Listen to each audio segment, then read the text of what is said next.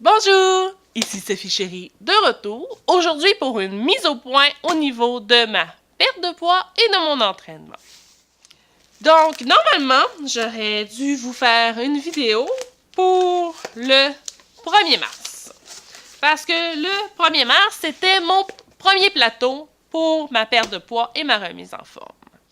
Par contre, il n'y a pas eu de vidéo. Je tourne seulement la vidéo maintenant et on est fin mars. Comme prévu, j'ai eu mon opération au pied le 22 février pour enlever le kyste synovial que j'avais sur mon pied.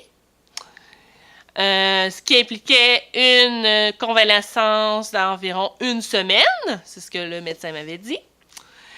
Malheureusement, il y a eu des complications un petit peu qui ont débuté, je vous dirais, avant, qui ont compliqué mes choses au niveau de la perte de poids, avant l'opération. 1 semaine, la semaine précédant l'opération du 22 février, j'ai attrapé l'influenza. Donc, KO pour toute cette semaine-là. J'avais tellement peur de ne pas être correct pour l'opération qu'ils ne puissent pas m'opérer, mais finalement, j'ai réussi de me débarrasser de l'influenza, de ce virus-là, avant l'opération. Ensuite, il y a eu l'opération. 1 semaine de convalescence à la maison, avec Simon qui était là pour s'occuper un petit peu d'Alexis, puis des choses que je pouvais avoir besoin, de m'aider si j'avais besoin d'aide. Ensuite, l'autre date importante, 28 février, c'était la date à laquelle j'avais le droit d'enlever le pansement. Avant ça, j'avais pas le droit, absolument pas le droit de changer le pansement et pas le droit d'aucune douche, aucun bain. Donc, j'ai enlevé le pansement. J'ai pris une douche parce que on s'entend que là, il m'avait dit qu'à partir que j'enlevais le pansement, je pouvais aller prendre ma douche.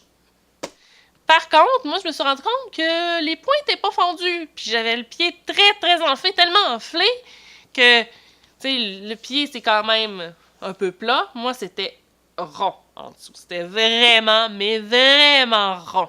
Fait que j'avais de la misère à marcher dessus, ça engourdissait, tout. Mais je me suis dit que, tu sais, mon pied n'avait pas bougé pendant presque 1 semaine, que c'était un peu normal.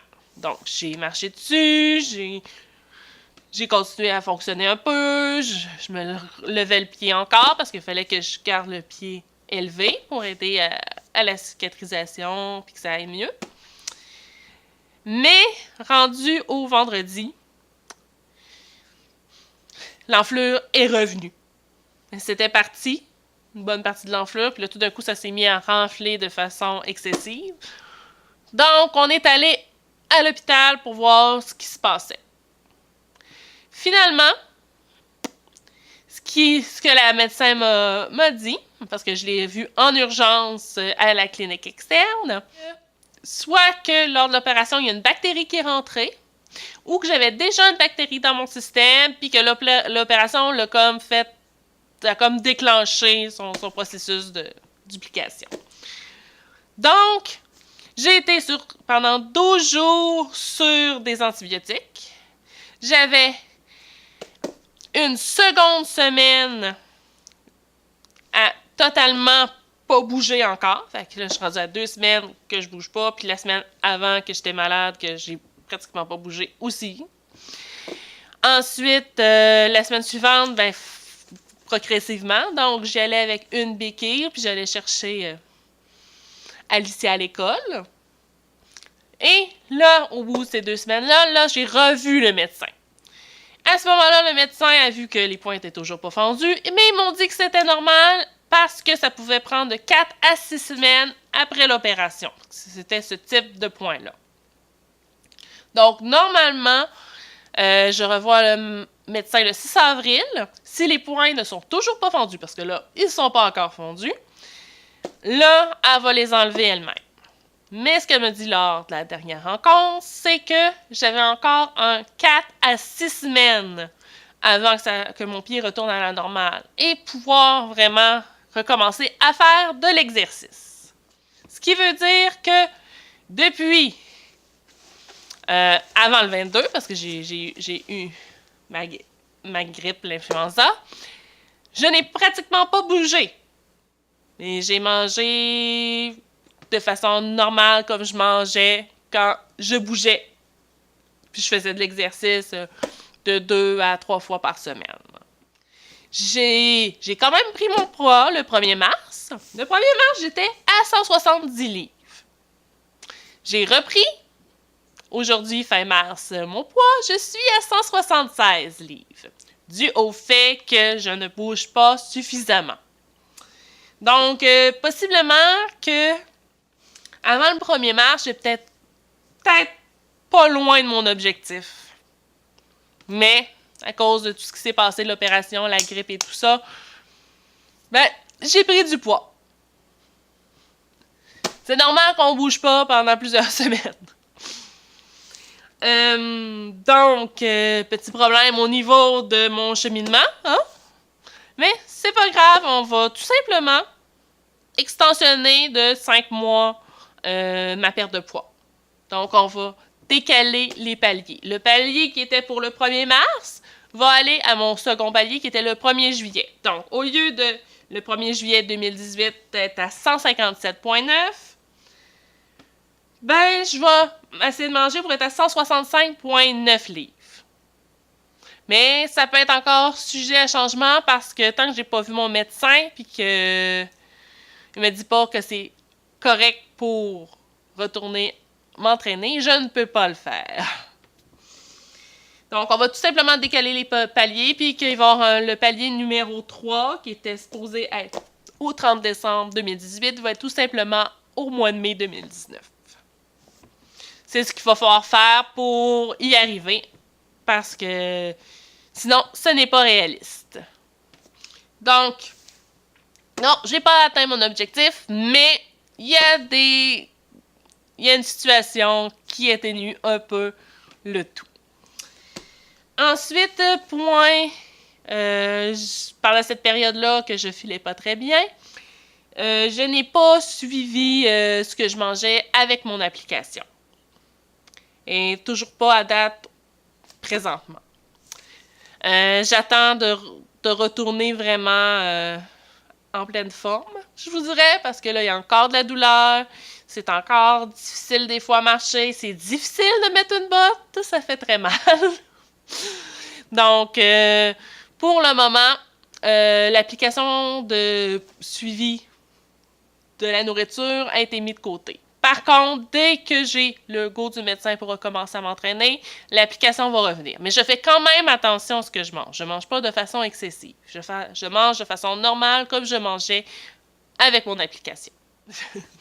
Ensuite, point numéro 3. Comme vous pouvez constater, là, j'ai juste un collier normal et non mon collier connecté. Parce que la chaîne de mon collier connecté s'est mélangée. Ça faisait déjà un bout de temps qu'elle était mélangée, mais j'étais encore capable de l'attacher, donc je continuais de le porter. Par contre, là, c'est le bijou connecté qui était après la chaîne qui arrêtait de fonctionner. Calcule plus les pas, calcule plus le sommeil, calcule plus rien, fait plus rien.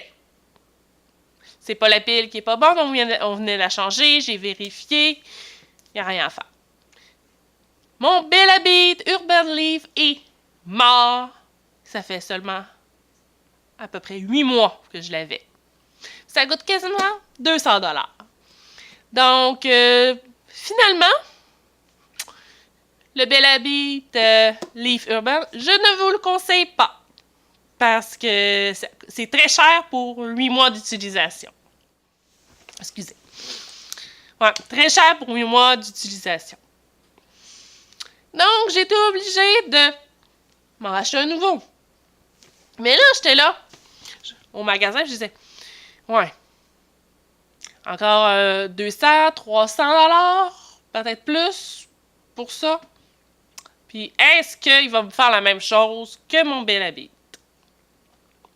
Puis, je peux pas avoir de collier parce que c'était le seul qui était en collier. Donc, t'es obligé d'aller vers une montre connectée. Mais j'ai trouvé ce que je cherchais au Walmart. Donc, je me suis trouvé une belle petite montre, Polaroid. Je crois que c'est la SB 520 ou 502. Je vais vous mettre en barre d'informations c'est laquelle exactement. 60$ pour la montre. Quand même pas pire, hein? Maintenant, je vais vous montrer la montre. Donc, il faut juste que je me déplace puis que je déplace un peu la caméra pour que vous puissiez bien la voir. Et voilà, elle est juste ici. Petite contour rose avec un petit bracelet comme ça, blanc. Là, vous voyez, j'ai l'heure, le niveau de pile, la date, l'heure, la date. Ensuite, j'ai les pas. Ensuite, j'ai la distance parcourue. Et j'ai également mon rythme cardiaque sur cette petite montre qui est capable de calculer mon rythme cardiaque.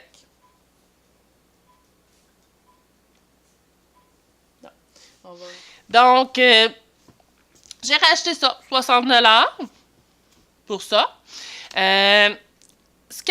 Comme vous avez vu, j'ai l'heure, j'ai la date, j'ai le niveau de pile, j'ai le calcul des pas, calcul de distance, le rythme cardiaque, qui peut calculer mon rythme cardiaque quand je fais de l'activité aussi, je peux aller vérifier. Cette montre-là est connectée avec mon cellulaire. Tantôt, vous avez peut-être entendu des petits pip, pip, pip quand je regardais sur le rythme cardiaque. C'est parce que les informations se transféraient automatiquement à mon cellulaire. Sur mon cellulaire, ce que j'ai de plus avec l'application qui est sur mon cellulaire, c'est que ça calcule aussi mon sommeil. Donc, je la porte aussi quand je fais des dodos. Et ça m'indique les heures, combien d'heures j'ai fait en sommeil profond, combien d'heures que je l'ai fait en sommeil léger et combien de fois je me suis réveillée dans la nuit. Ensuite, sur l'application, toutes mes données vont rester, donc je vais pouvoir voir la progression au courant des semaines. À date, elle fonctionne très bien, sauf qu'elle a été difficile à connecter avec mon téléphone. Mon téléphone ne la reconnaissait pas, puis tout ça. Puis finalement, on a fini par réussir à la connecter. Mais sinon, je vous dirais que elle fait bien la job. Puis pour 60$, si elle me dure, mettons, le même temps que l'autre, le Bill Beat, pour 60$, ça me coûte pas mal moins cher. Elle va peut-être me durer plus longtemps aussi, on ne sait pas. Donc, je vous tiendrai au courant si j'ai des problèmes avec la montre ou si ça va bien, puis tout ça, je vais vous tenir au courant à ce propos-là. Donc, pour l'instant, comme je vous ai dit, je vais tout simplement prolonger ma perte de poids, vu du fait des mésaventures qui me sont arrivées avec l'influenza et mon opération pied. Je vais vous revenir plus tard, sûrement dès que je vais pouvoir recommencer à m'entraîner, je vais vous mettre au courant, bien entendu. Pour le moment, par contre, si je calcule, on est fin mars. Le 6 avril, quand je vais rencontrer le médecin, il va rester encore un mois. Donc, ça irait. Je pourrais pas recommencer, je crois, il faudra vérifier avec le médecin, avant le 6 mai environ. Ouais. Pas avant le 6 mai que je vais pouvoir recommencer l'entraînement.